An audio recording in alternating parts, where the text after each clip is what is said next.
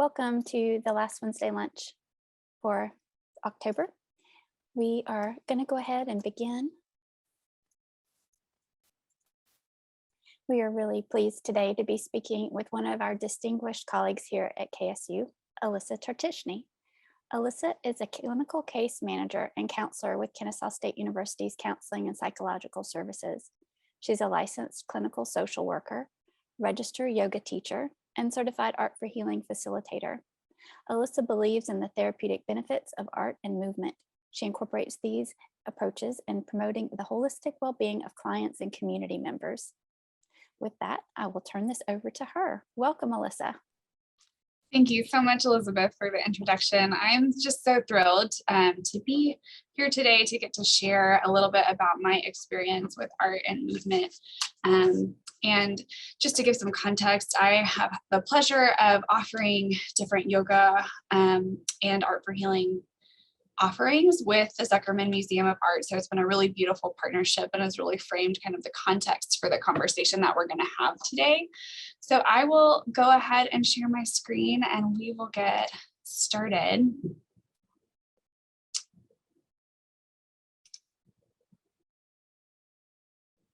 All right. Does that look okay, Elizabeth? It sure does. Looks great. Beautiful. Well, yeah, so today our conversation is about art as a therapeutic tool in the work of counseling. And so I'll be sharing a little bit about this from a professional perspective, but also just from my personal journey of finding my way into using movement and art in this context.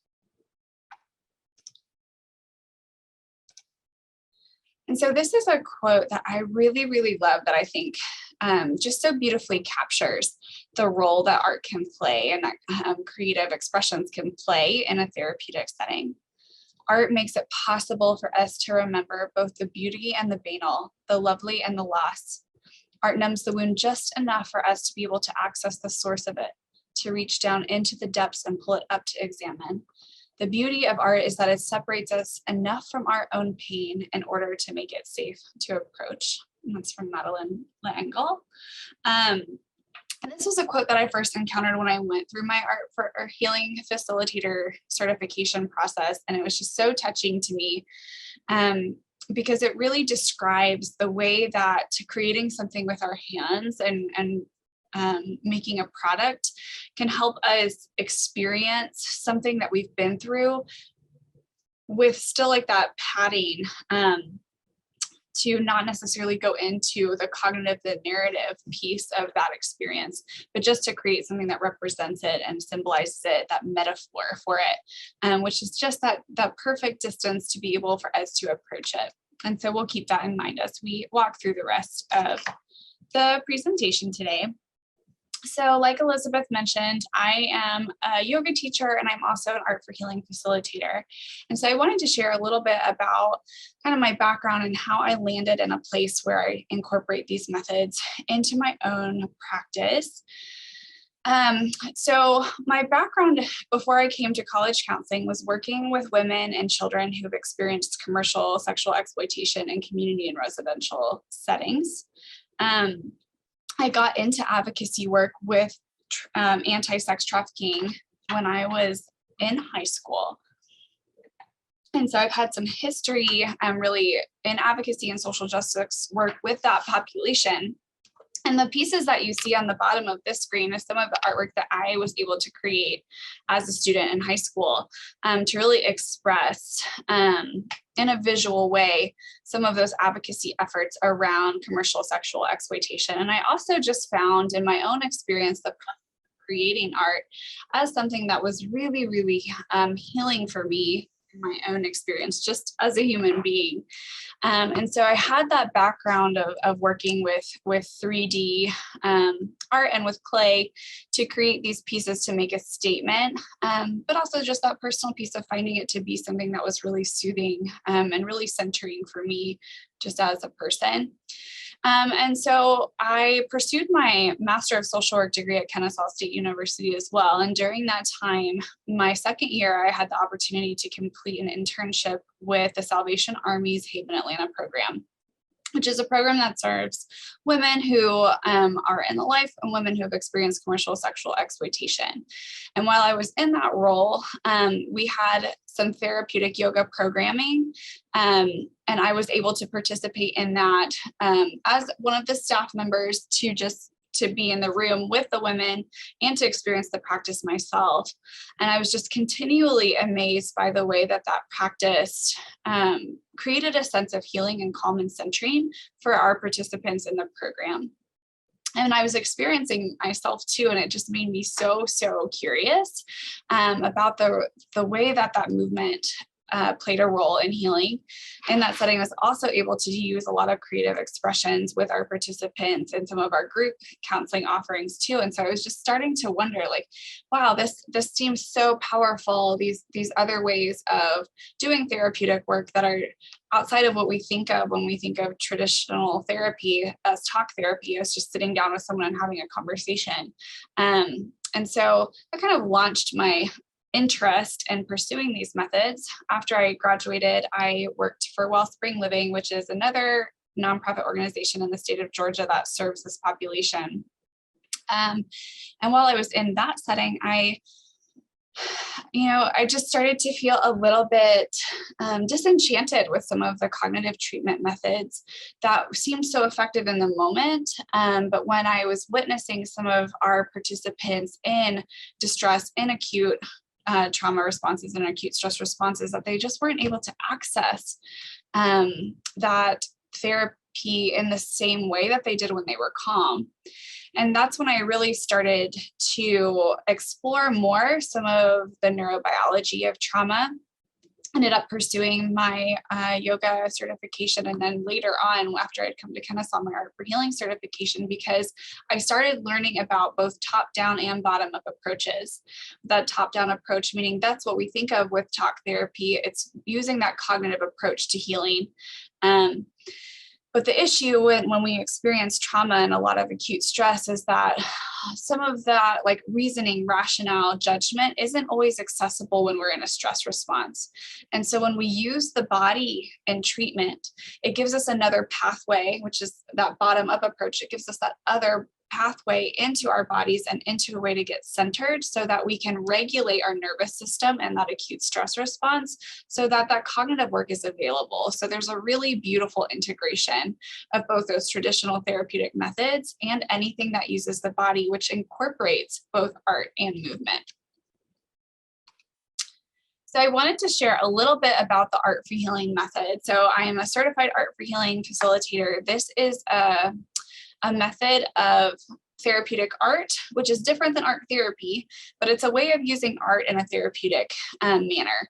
And so these are really specifically structured workshops that use creative expressions with acrylic paint in clinical treatment. So I use this in clinical treatment, but it uses that creative abstract paint for emotional expression. And so there's a link in here for the certification if you want to learn more, but I just wanted to show you a little snippet, introductory video of what Art4Healing is.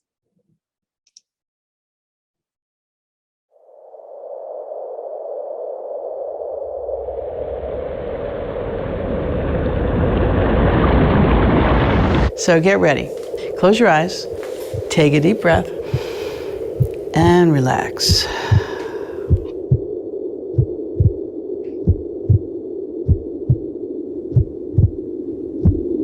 Go.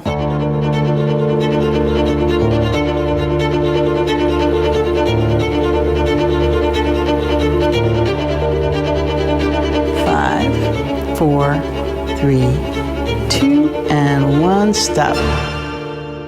Oh, whoa! I mean, just amazing paintings. A lot of people that have experienced trauma and going through all these life adversities, sometimes they're afraid that they have that darkness in their life. And what we try to teach them is that they have the power when they're painting to take that darkness and turn it into light. The Art4Healing method, it's a very specific method that I was able to design to help people say things with colors and shapes that they often don't have words for. Choose 2 colors to express something that happened to you in your past. Go. As soon as they start putting the sponges on the paint and really starting to feel, it's amazing the kind of release that they get. It's like a language that most of us have shut off. Just to get it out is the best feeling. Every single person experience is completely different. There's a lot at stake with the people that take our classes because they have so much pain, they don't know what to do with that pain. Some people just can't express themselves with words, but with colors on canvas, they can fully express themselves. So that's just a little bit of an introduction to this method. It's very structured and it uses these prompts to elicit the abstract expression of these experiences through color and shape. And so when I was working in the community, I came to a point where I was like, I have to find a way to start to pull art into my clinical practice. And so I started searching for opportunities and I came across the Art4Healing method and was just really excited about having an opportunity to train in something that would allow me to bring this type of healing into my practice. And so the video, that's Lori Zagon. And so I had the opportunity to go out to California and train under her and get certified in the program, and have been pulling in these methods in the structured way, including with our workshops at the Zuckerman Museum of Art, and then also pulling just some of those tenets into my individual and group work with clients as well. And so just to give some context, like why this is helpful, why it's important to look at art as a way to heal, is because there's a lot of research-based therapeutic benefits of creative expressions of using art in practice. When we do art, when we produce pieces, we're able to increase our self-awareness about what's going on, about those experiences that can help us understand who we are, promoting that identity development. And there's a lot of insight that can come through self-reflection. And so, for example, when I would go through the Art4Healing training, we completed a lot of these pieces ourselves. And so I have that embodied experience of actually going through it as a participant. And sometimes I would paint these pieces and I wouldn't even quite know what they meant yet. But the more that I wrestled with it and the more that I explored those pieces, it just gave me so much insight into things that I hadn't even had the opportunity yet to think about cognitively or to understand the narrative around, until the painting really paved that path forward for me to have that understanding through further journaling and reflection. It can improve our self-image and self-efficacy through creation and mastery. There's something really empowering about making something with our hands and being able to hold a product. But what's cool is that this process also isn't even about the product. It's really about the process and just going through the steps of creating something. And for a lot of us, that's not necessarily something that we also get to do in our day-to-day life. So it can give us these new experiences as well. It can help process and cope with strong emotions. So sometimes I can say things with the paint and with the shapes and with the texture of that movement on a canvas that maybe I don't even have the words for or have anywhere else where I can put it. And then it's useful to relieve symptoms of trauma and mental illness. There's all different kinds of studies about the way that art and creative expressions has been used with various mental health diagnoses to really help people find a sense of processing and coping with things that are painful or that are causing distress. And then, for example, Art4Healing is something that's done in a group setting. So there's opportunities for sharing, there's opportunities for community building. And so there is a social piece of this and cooperation that happens when we paint together, but also when we hear each other's stories and sharing about the paint. And so what's so beautiful about that is that art is really a universal language. And so it's very multicultural. We can, anybody from any different salient identity background is able to use the paint to express something that's important. And so then we're using the shared language for the expression, regardless of the backgrounds that we come from. So some of the ways that I incorporate art into my own practice are, of course, through the Art4Healing method. We'll use abstract paint for emotional expression. Sometimes if I'm in individual sessions, we may use other materials, things like markers or colored pencils. And these can be simple exercises, anything from taking some colors and just drawing how you feel today, to something that's a little bit more extravagant or detailed, like an Art4Healing workshop, where there's going to be a lot of structure and you go through 2 hours of prompts and warm-ups and exercises. I love adult coloring pages. So there's these fantastic resources now about adult coloring books where, it's not even about having to create something. It's just the focus of using your hands to color in the lines and then see the way that that color brings a page to life. That can really create a lot of focus and calm. I use a water board sometimes. And so this is an example of a water board. So this is a water artist board behind me where I can paint just with water, and I can put anything on this canvas and the water will then disappear and dissipate. So by a few minutes later, you'll see that the piece just disappears. And so this can be a really helpful way to just put something out there, to write it, to draw it, to paint it, and then see it fade away and really appreciate the symbolism of being able to literally leave something on the page and just have it go away. We might use poetry or found poetry. So I have some clients who love to write their own poems and who will bring those into session as a way to think about their experience. And found poetry is something that's a little bit different, where I might say something like, find a book that you really relate to, or a song that you really relate to, and then pull words out of that text or out of those lyrics to put together your own poem with the words that you find. And that can help somebody maybe who's not as comfortable with just free writing find the words to put something together to express an experience. We might use things like collage. That could be a multimedia collage by finding images on the internet. This could be someone's own photography, and this could be things cut out of a magazine too, just to do things like vision boarding and to really be able to bring to life in a really colorful visual way, something that someone is imagining and hoping for themselves. Mandala, so those are geometric shapes that have a lot of patterns. They're usually in the shape of a circle. We can use those patterns and that geometry to bring understanding into experiences that we have, either by drawing them ourselves or by coloring them in, like on an adult coloring page.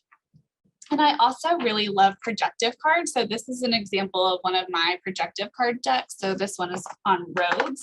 And so for something like this, I'm taking someone else's artwork. So for example, here's some of the roads images that a client might see if they were in my office. And I might ask them something to like, choose an image of a road that represents your past, your present, and your future. And then we would use those images to really explore those experiences and how that image helps bring to light the way that that person understands the places that they've been, where they're at now, and where they're trying to go. And I also feel like for me, the art and yoga are two of the ways that I use the body in therapeutic work and in healing work. So it's hard not to bring them together. And so I just wanted to touch on too, that we also offer yoga at the museum as an opportunity for healing for our campus community. And there's something that's really, really special and really beautiful about being able to practice movement in an art-focused setting.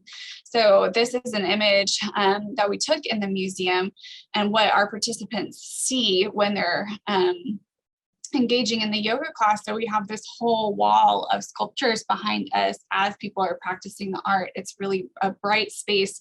And so when we think about that connection between movement and art, what we're really noticing is that we're looking at sensation. So we have our thought processes, that's mind, body connection with our body is movement, and we're witnessing this art. And so we're in a place where there is the sensation of our movement. We're witnessing, we're seeing the art pieces, we're noticing the color. The space has an energy, it has sounds. And so we have this really full body very sensory experience that can be very, very grounding for folks. And that just offers a really, really healing space.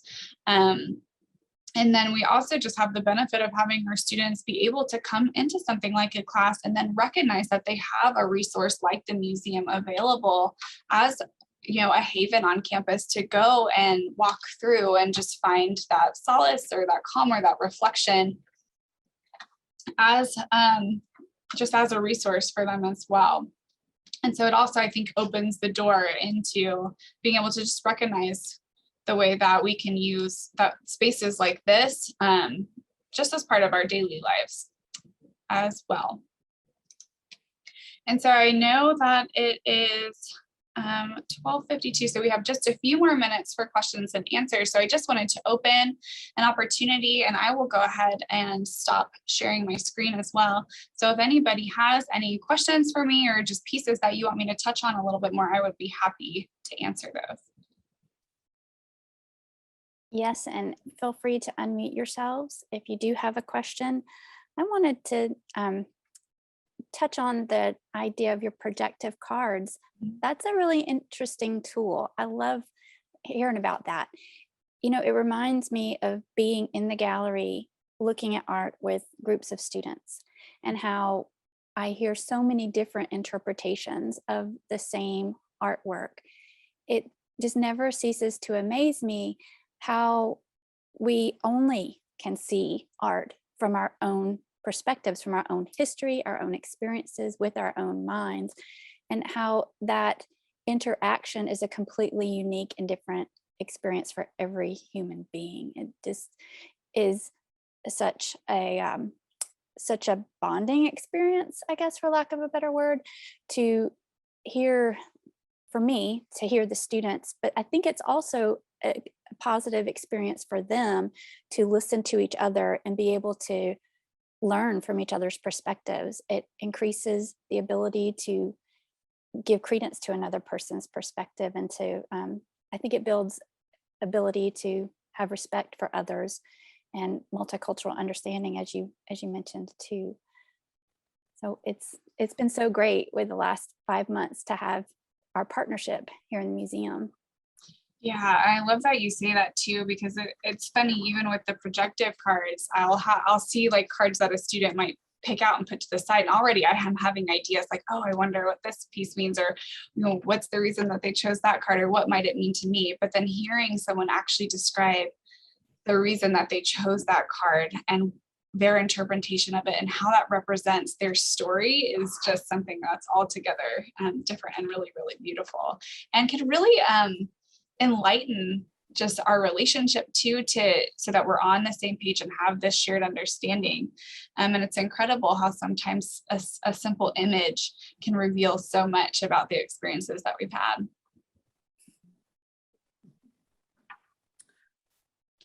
Alissa, thank you so much. This has been so very interesting to hear all about the art for healing and your journey. I did want to ask, you had at the beginning of your presentation had shown some images of works that you said you had created back in high school. Is that what you said? Yeah. Amazing. Amazing. Thank you. So what I wanted to know about those is, was that just in a regular high school art class, or was that independently that you were working and you were just in response to the work that you were doing with the women and the girls with the sex trafficking at that time? How did you come about making that art? Great question. Yeah, I think I landed at one point like in a ceramics elective, and Okay. like found that I was like, oh, this is kind of fun and I'm not terrible at this. And so I had a teacher who invited me into an AP 3D class. And so I had a whole year of getting to be in a studio during my like regular high school curriculum, where I was just had access to clay, to different molds and to different materials, and was encouraged as part of my educational experience to create things. And so part of that course is to create a portfolio that you submit for the AP credit. And so I decided to do my portfolio on works that were around that theme. And so that's how I ended up creating that series of work. Okay. Okay. And then as a follow-up question, in your Art for Healing classes, I know that what was spoken of was using the acrylic paint specifically to paint on canvases. But I was curious if you've ever used clay for an Art for Healing class. I was just thinking that it's so tactile, and the ability to be able to shape and mold things might also be beneficial. So I was just curious if you had ever used clay for Art for Healing classes as well. Yeah, so Art for Healing primarily uses the acrylic paint. There's a couple of different workshops that will pull in things like collage or self-portrait with,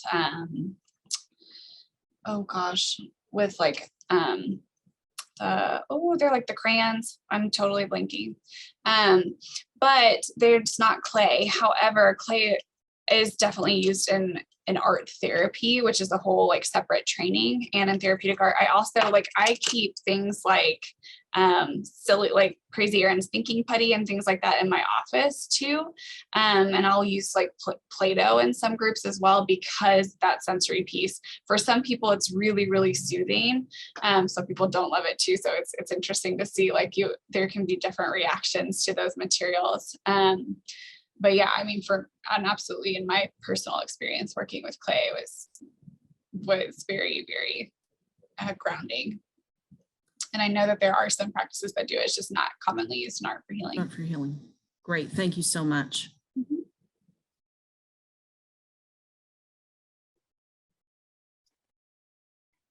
The lingual quote that you shared at the beginning was really beautiful. Mm-hmm. I think we're going to be having a show based around the theme of beauty in the future. And is it okay if I share that with our curator? I think she would like it. Absolutely. Yeah. And I just also appreciate it because it kind of touches on this didactic piece of our experience, right? Like the beauty and the banal, the lovely and the lost. But ultimately, when we look at pieces that are beautiful, they're beautiful because they incorporate all of these elements: the lightness, the darkness, the mistakes and the imperfections, as well as like the pieces of it that really come together. And so it's neat to have like those layers. Like there was an activity I used to do with some of our women where we would draw a body trace, and we would put down all these sheets of paper, like right on it, with all of the like negative labels that people had heard from other people throughout the course of their lifetime, and all the painful things that they had experienced. And then we would take construction paper and we would write out all of the hopes and dreams and all of the truths, and we'd cover it and like fill in this form, and they would turn out so beautiful. And we would have these conversations about like, wow, we really couldn't have created like this beautiful image of this person without the layers that were here, and without, those really hard parts of this piece too. And so, yeah, I just love that idea that when we create something beautiful, it has those layers, it has all of those elements represented. And that's actually what makes something beautiful. That's what makes being a human beautiful, is being able to sit with the breadth of both the painful and lovely experiences that we have. I do have a question for you. Go for it. Okay, so I'm trying to frame this question correctly. So do you ever feel like you're learning more about people in general, like how people think through art, more than like just talking about it, like from your experience at least? Yeah, I don't know if I would say like more or less, but just in such a different way. Because we have all of us have storied lives. We have a way that we think about things, a way that we share what we've been through. But sometimes using art gives us a very different way of talking about those same experiences, or might even enlighten things that never would have come up if we were just talking about it. So it just adds sometimes a depth, or just a different way of talking about those experiences. So yeah, I think sometimes there's more information that can be garnered, but it is a very different way of talking about our lived experiences. Thanks for the question.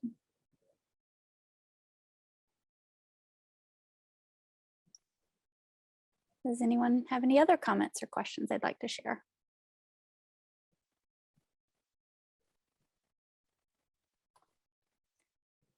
Well, we are at our 1 o'clock hour. This has been a marvelous span of time to hear all the wonderful ideas that you've shared with us. Thank you for taking the opportunity here to further convey this collaboration, which means a lot to us, and also for enlightening us as to this background that brought you here today. So thank you, Alissa. Yeah, thanks so much for giving me the space to share some of my story and some of the work that we're doing. And I also feel really grateful for the partnership that we have. So thank you. Thank you. You're welcome. So thanks to all the participants who came to listen today. We'll be back again on the last Wednesday of next month. We'll be speaking with Reed Masters, who is going to share about funeral procession music in the context of the exhibitions that we have on display here at the Zuckerman this semester, which are open until December 11th. So if you haven't come to see the exhibitions, they're amazing. And please come 10 to 5, Tuesday through Friday, and noon to 5 on Saturday. But have a great rest of your day, everyone. Thank you. Thank you. Bye.